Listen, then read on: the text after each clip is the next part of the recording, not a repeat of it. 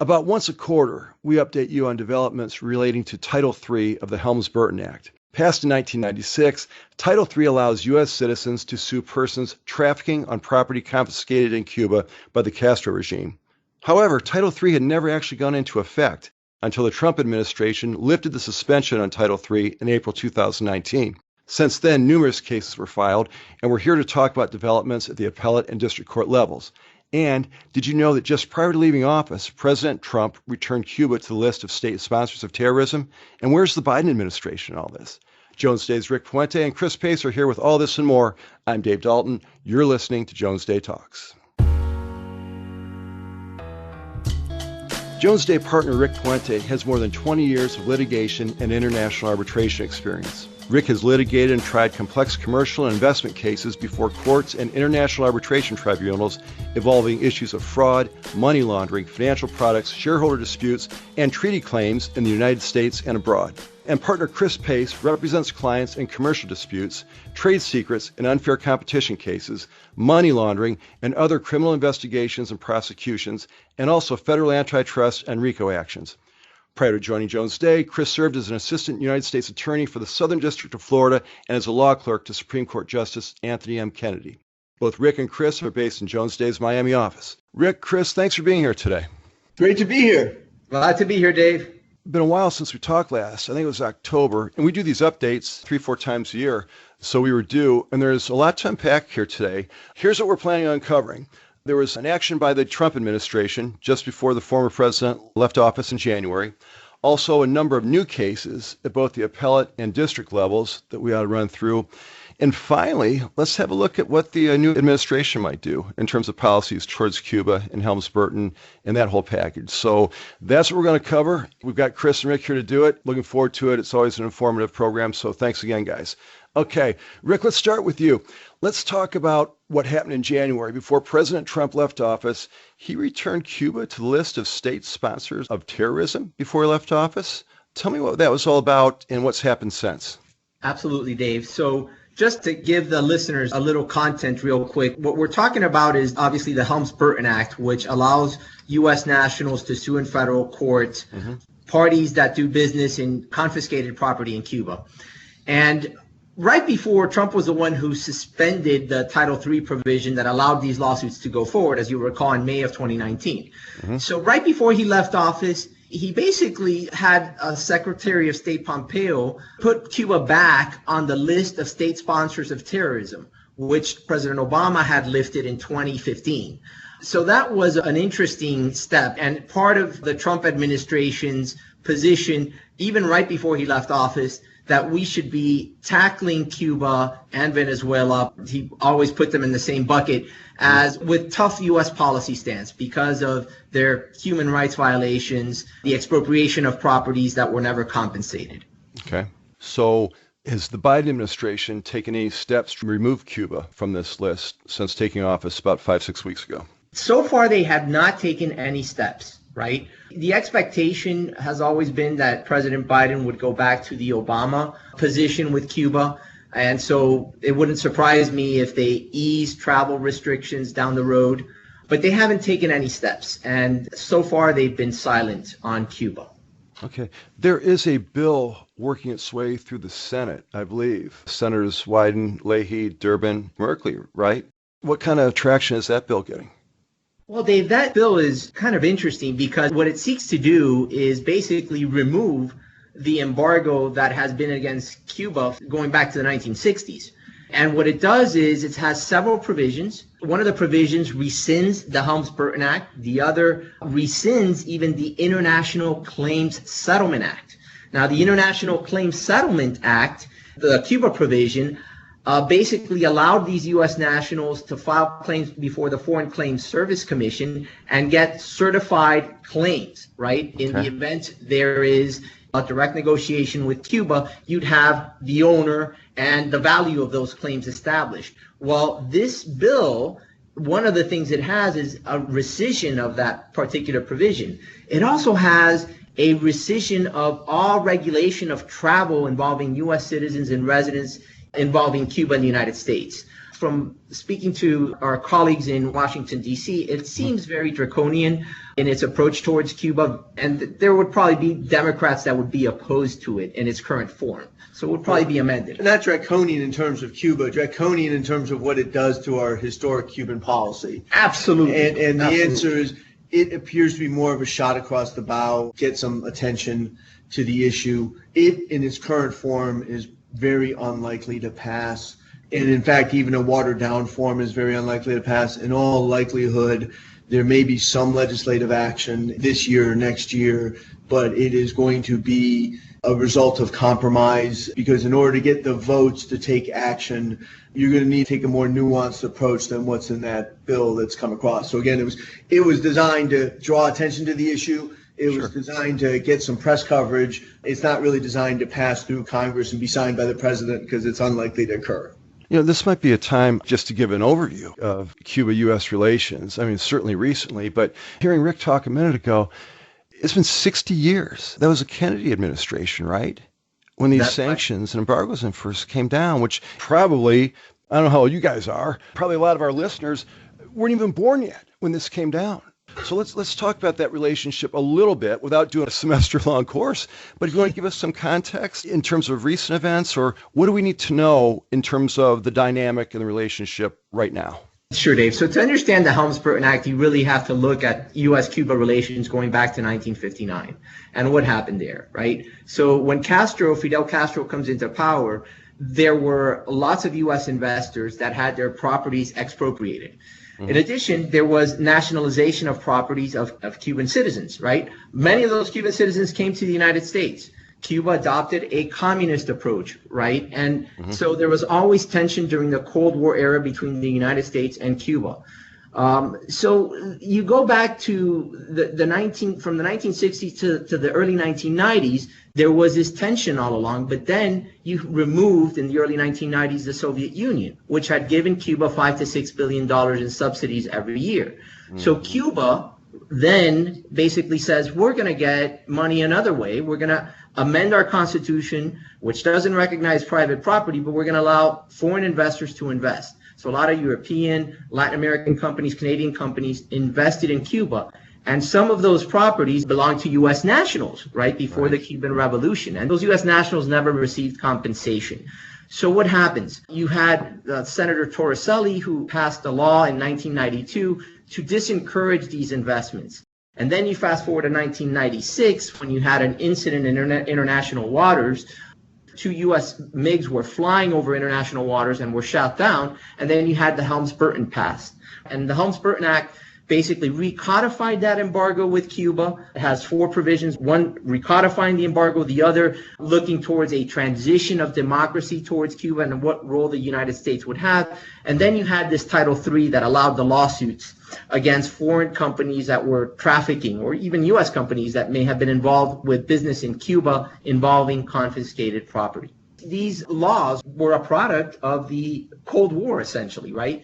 Sure. And now you still have a communist party in Cuba. And then there's been questions as to whether or not we should continue with these strong policies towards Cuba.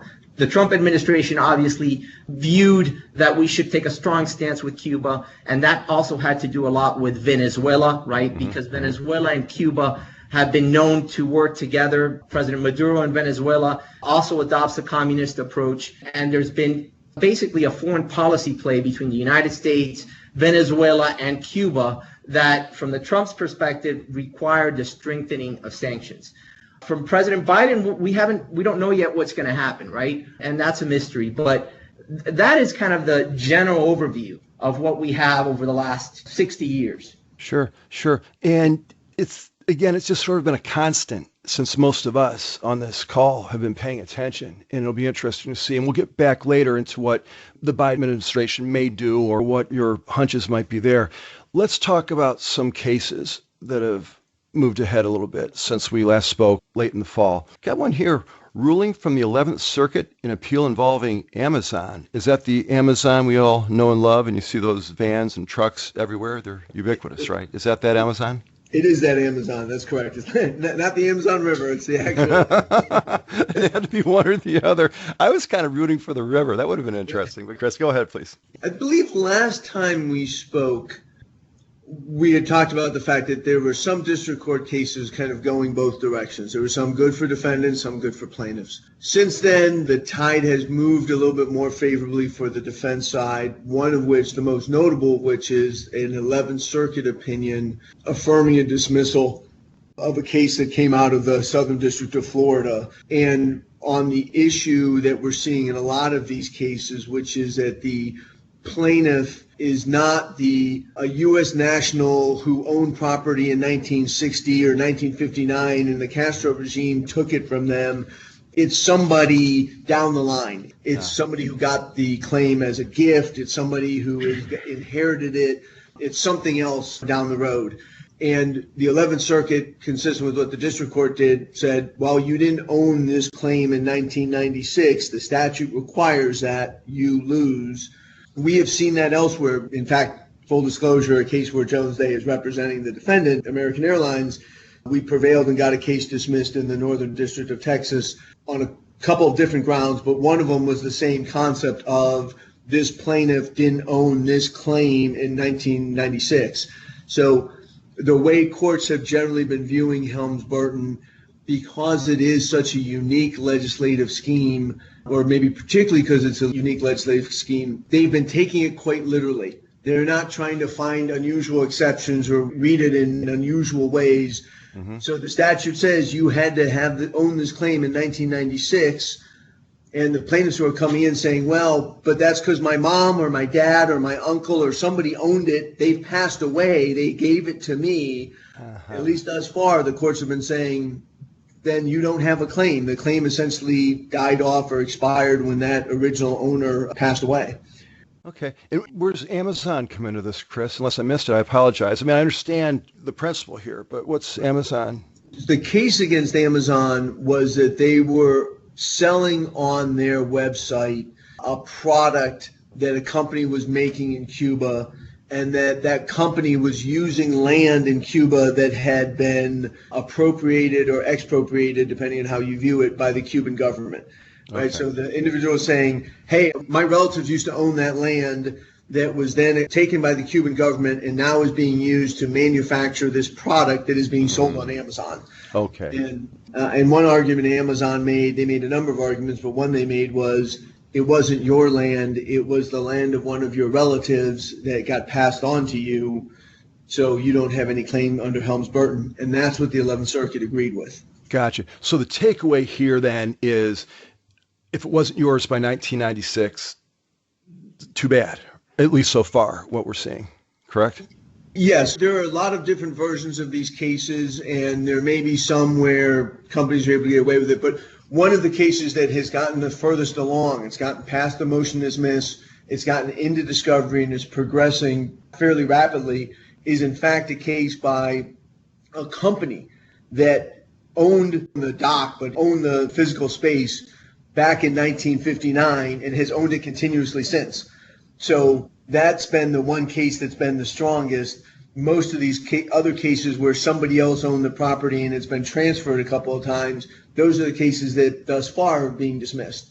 Good enough. All right, let's stay with the 11th Circuit for a second. We've got a note here, Moransky v. Godiva. Not necessarily a Helms-Burton Act case, but makes standing under Article 3 more challenging for plaintiffs. I've got a note on this. That's about all I know. Rick, Chris, you want to fill us in?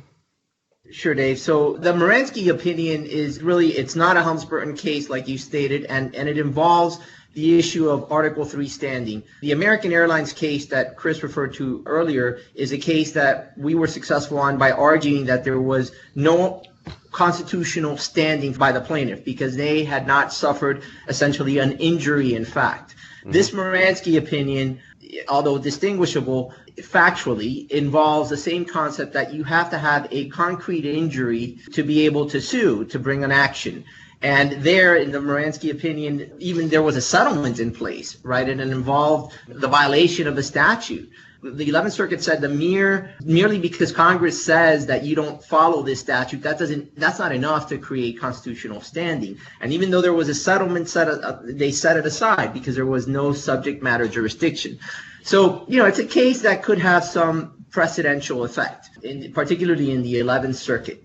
Because again, these plaintiffs, they have to show that they have suffered an injury in fact. And it's hard to do that if you don't have a property interest. And that kind of segues a little bit to the point of you have two buckets of types of claims. You have those claims that are certified, that were issued by the Foreign Claims Service Commission, that involved a taking from a U.S. national who was an entity or person that was a U.S. national at the time, versus those that are uncertified. Most of them were not U.S. nationals. They were Cuban nationals who later became U.S. nationals. And we can go really deep into that, to the whole concept of international law and how international law does apply when it's a foreign national's property that was confiscated, but not when it involves a domestic taking. And we'll get into that a little further down. But the point, I think, is to keep in mind is that you have to satisfy that constitutional standing. And you have that Article 3 standing in order to move forward with these Helms-Burton Act cases. And courts are distinguishing between certified claims and uncertified claims when making that analysis. See, things are starting to become a little more clear since the first couple times we talked, that's for sure. That's sort of a nice segue. In these previous conversations, we talked about online booking companies. Got a note here.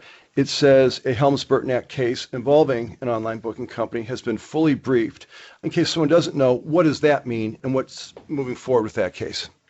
Sure. That involves, there was a case here in the Southern District against these online reservation companies that was dismissed for lack of personal jurisdiction.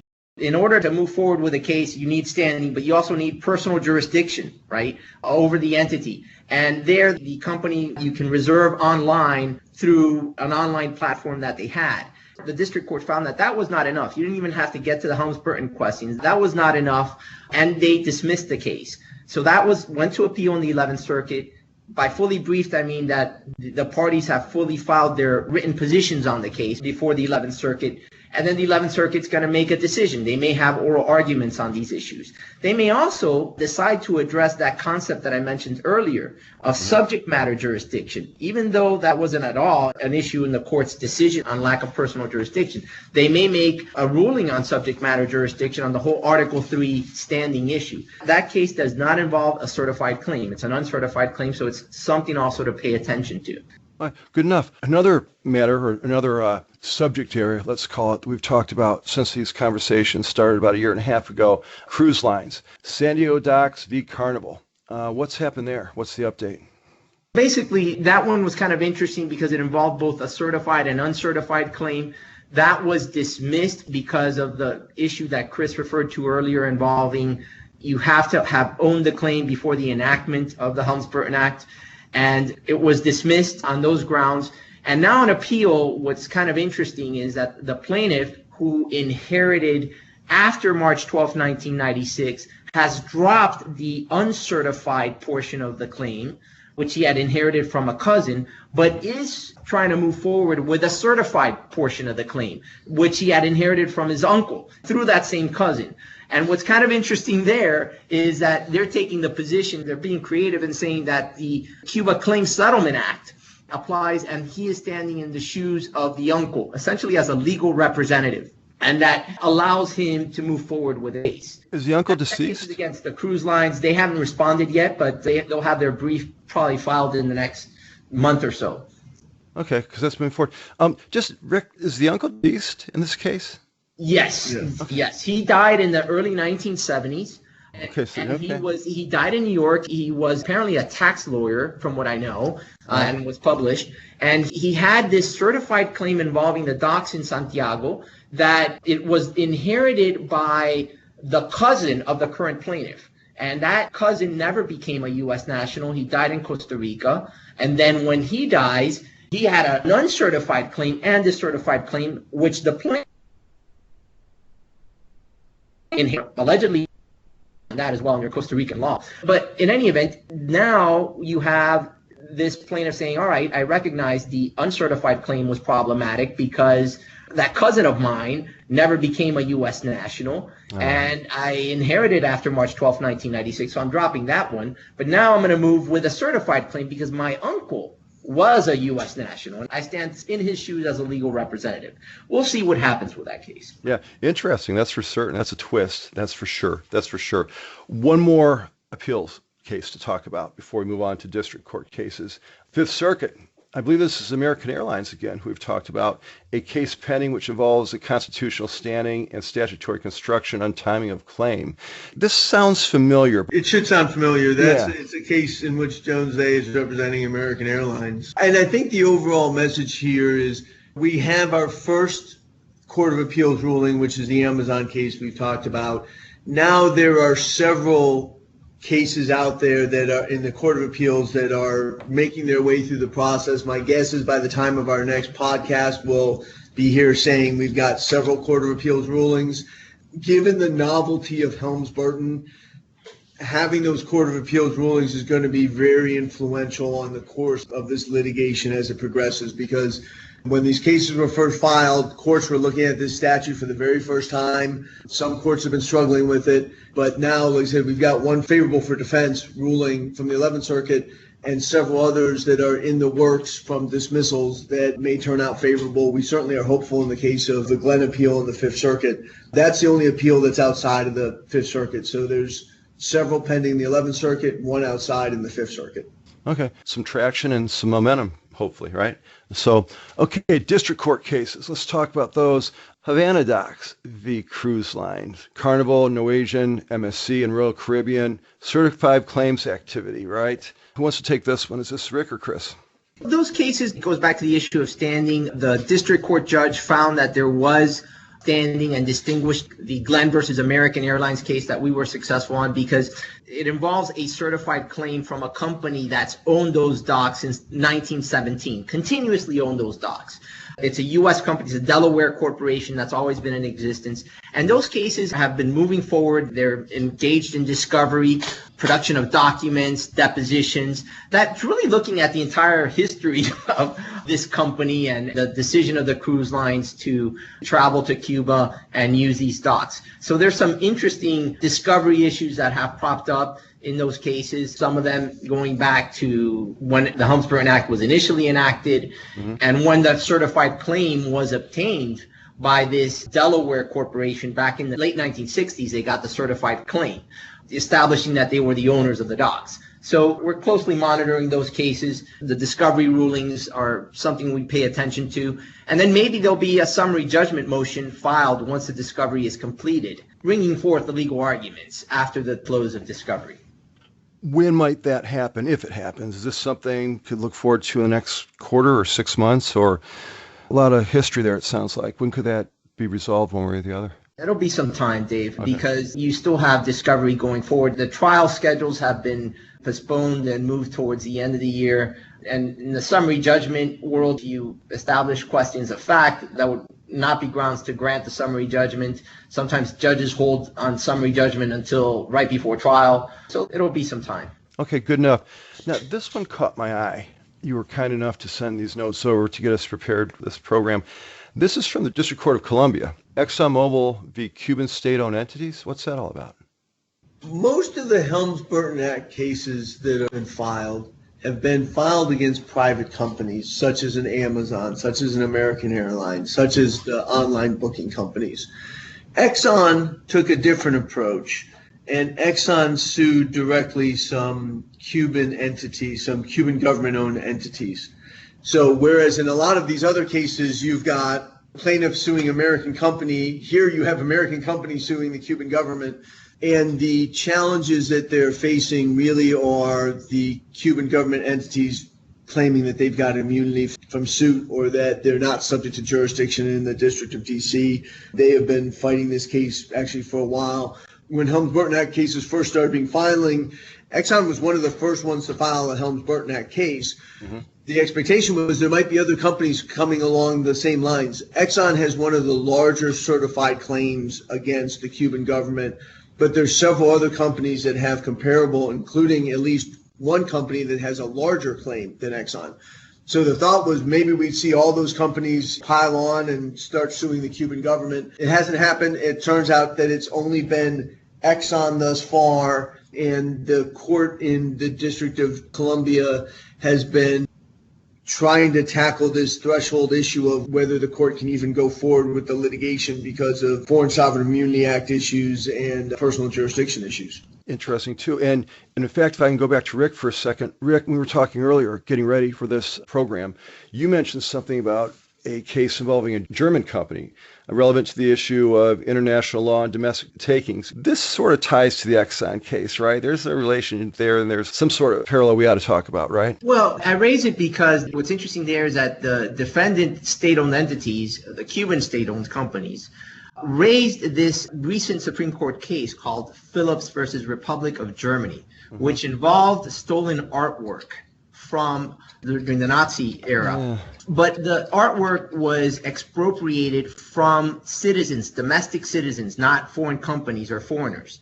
And in this case, they went all the way to the U.S. Supreme Court on whether Germany was liable under that Foreign Sovereign Immunities Act, where there's an exception for expropriations. And expropriations, Dave, goes back to what I mentioned earlier in international law concepts, the issue of taking a confiscation from a foreigner that's in your jurisdiction, right? Mm-hmm. So if the German governments had taken from U.S. companies, that would trigger international law. And if they take from actual German citizens, it doesn't trigger international law. So that exception to the Foreign Sovereign Immunities Act would not apply. The U.S. Supreme Court said there that a human rights violation or genocide is not what you look at to determine whether the expropriation exception would apply. You look at the law of property and whether that property was taken from a foreign or domestic person. So the defendant Cuban state-owned entities filed that case in the Exxon case as authority, saying, hey, actually Exxon, what got taken from them was owned through these subsidiaries that were Cuban entities. And Exxon is saying, no, that's nonsense. They turned around and used that case actually saying that it helps them because they were the main shareholders of those entities. One of them was a Panamanian entity, but it was owned by Exxon. At the time, it was called Standard Oil before it became Exxon. Right. So they're taking the position that Phillips versus Republic of Germany is actually helpful because it recognizes the distinction. If it's a foreign company that had the property taken, international law does apply. There is a violation of international law. And the expropriation exception of the Foreign Sovereign Immunities Act gives jurisdiction to Exxon. So it depends on how you view it. Are these Cuban companies that were owned by the predecessor of Chevron foreigners, right? Because they're the main shareholders were foreigners or not? And under international law, you typically see this in international arbitration cases. You'll have a domestic company that's owned by a foreign company. And that's enough to kick in the treaty because that's considered essentially a foreign shareholder. So it's really pretty simple if you boil it down, but it can get a little complicated depending on how you present it. Absolutely. And the facts that surrounding the confiscation. Sure. All right. Two more cases to talk about before we do a little crystal ball gazing in regard to what the Biden administration might do. I've got a note here, North American Sugar versus various shipping companies. And this involves a wind farm. See, there's always an environmental tie-in somewhere around here, but a wind farm in Cuba. What's the background of this case and where might it be going? Well, the background on the case is that there are in Cuba right now some windmills for generating electricity. There's no place in Cuba where you could manufacture those wind turbines, right? They have to buy them internationally. And so these were wind turbines that were, I'm going to call them mills. That's probably not the right word, but windmills that were purchased internationally that were then shipped into Cuba. The lawsuit is over that they came through a certain port that somebody claims they had an ownership interest and that they're being operated in certain land that somebody claimed they used to have an ownership interest in. The interesting little twist in this one was these are all non-U.S. companies that were being sued, with one exception, mostly non-U.S. companies. And the only connection of anything here to the U.S. is that the wind turbines on their way from Europe to Cuba stopped very briefly in a Miami port. And they're saying that's enough to have jurisdiction in the U.S. courts. So right now they have been fighting over jurisdictional issues in the Southern District of Florida. The plaintiff actually filed additional lawsuits, the same underlying lawsuit, but they filed like backup lawsuits in the Southern District of Texas and in the District of New Jersey. They're trying to find which court is going to accept personal jurisdiction over some of these parties. They have Chinese-owned entities, they have European-owned entities, and they've got only one U.S.-owned entity.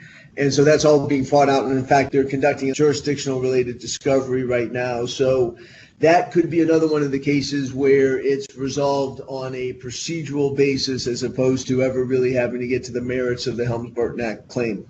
All right, let's wrap up with this. There have been a couple cases filed since President Biden took office late in January. Two notably, Rick. What can you tell us about what's been filed in the last 6 weeks? Yeah, so we had one filed in Eastern District of Louisiana, New Orleans, involving the Port of Moriel, and it's an uncertified claim, and it's against a shipping company, AP Maersk, European shipping company, that they're trying to tie in that European company by saying that they do a lot of business in the United States. Those are the preliminary allegations. As you know, Dave, there's also a blocking statute, so that could have some implications. So we're monitoring that one as well. And then there's another one that was filed again under the Fifth Circuit in the Southern District of Texas, involving a zinc and lead mining operation called the Mina de Mata Ambres, which was a very large operation in Cuba that was confiscated. Apparently, these are heirs. It's not a certified claim. It was apparently fully owned by Cuban companies and Cuban shareholders, and these are the heirs to those shareholders. In its very preliminary stage, it's also against some companies. One of them, I believe, is in Singapore, and some U.S.-related subsidiaries were brought into the case. So we're monitoring that one as well. One little thing that I do want to mention on the blocking statute, because there has been one development there that I think is worth noting. The blocking statute, as you'll recall, it's legislation passed by the European Union that penalizes compliance with the Helms-Burton Act. So if you get sued to defend the case, right, and you're a European company, you have to go to the EU and seek guidance and permission to defend the case. And that's, for instance, what a hotel company has done called Ibero Stars that was sued in one of the cases here. And that case, the European Union has been reporting on a monthly basis. The European Union has not taken any action, saying that there's COVID, that they're monitoring the situation, but they're getting more information. They've been very slow. Interestingly, another one involving a British company, Imperial Brands, a cigar brand based in the UK. Sure. UK left the European Union through Brexit. They initially filed their request for guidance and to permit them to defend the lawsuit with the European Union. But now they also filed it following Brexit with the UK, with a special branch that the UK has. Mm-hmm. And just recently, the UK entered an order allowing them to defend the lawsuit, to file the motion to dismiss. It's limited just to the motion to dismiss at this stage. So they have filed a motion to dismiss, and we'll see. That's another one to monitor as well. No doubt. I'm glad we do these at least quarterly, and there's so much activity that may not be enough. But I know you also do Jones Day publications and so forth. There's just so much to track and stay current with. I don't know how you guys do it, but I'm glad you do, and the information here is always good. Let's wrap up with this. New administration. We're about 6 weeks in, and no one knows for sure, but you've got to have some hunches or suspicions or inclinations. What can you expect from the Joe Biden administration? The first thing we're anticipating, we've already referenced some of this, is that the Cuba being designated a state sponsor of terrorism is probably not likely to endure. It happened at the very end of the Trump administration, so it didn't even exist for most of the Trump administration. Right. Probably not going to continue. There is a good chance that something will be done on the Helms-Burton Act. Now, it could be as simple as the president resuspending bringing lawsuits. In fact, one of the reasons a few lawsuits have been filed recently is we believe private parties are concerned that's exactly what President Biden will do. Under the statute, the president can suspend people bringing new claims. Doesn't affect the claims that are already on file. So some people are trying to rush to court before President Biden does anything. There may be some legislative action, but I think with this Congress, it's really hard to predict. When it comes to Cuba, there's obviously a political issue and people who have to worry about carrying the day in Florida. Florida still plays a big role in presidential elections, and it plays a big role in national elections. Some people want to be careful about how they deal with Cuba issues as a result. So things don't move too fast. at least not in the direction of opening up economic relations with Cuba. And then the last issue is, as Rick already mentioned, Cuba and Venezuela right now are a little bit tied together. There's a connection there, particularly with Cuban assistance on police matters in Venezuela. So as long as Venezuela is in the situation it's in, which is a tenuous one, Cuba is going to be in a tenuous relationship as well. So the president's got some real complicated issues to deal with. It's unlikely he's going to deal with Cuba as harshly or aggressively as President Trump, and it's more likely that he will be aligned closer with his former colleague, President Obama. But it's also unlikely he's going to go all the way back to where we were in 2015 with President Obama trying to really open up Cuban policy. We're likely going to be stuck in the middle somewhere for the foreseeable future. Well said. Rick, I'll give you the last word. Anything you want to add to what Chris brought us? Chris summarized it very nicely. I think we may see some kind of executive order easing travel restrictions and maybe remittances to Cuba. That will probably be followed by an amendment of the Cuban asset control regulations by OFAC. But that's kind of where I see it, and we may see some more lawsuits being filed. Terrific. Rick, Chris, we'll leave it right there. Great job. Thank you so much for being here. We will talk to you for sure next quarter and do another kind of a roundup and update. But of course, if anything breaks or moves more quickly, we'll get together again and do another program before then. So thanks so much for being here today. Fantastic. Thanks, Dave. Thank you, Dave. See y'all. Take care. To find complete biographies and contact information for Rick and Chris, please visit jonesday.com. And as always, while you're there, check out our Insights page where you'll find more podcasts, videos, newsletters, white papers, blogs, and other valuable information. Subscribe to Jones Day Talks at Apple Podcasts and wherever else podcasts are found. As always, we thank you for listening. I'm Dave Dalton. We'll talk to you next time. Thank you for listening to Jones Day Talks. Comments heard on Jones Day Talks should not be construed as legal advice regarding any specific facts or circumstances. The opinions expressed on Jones Day Talks are those of lawyers appearing on the program and do not necessarily reflect those of the firm. For more information, please visit jonesday.com.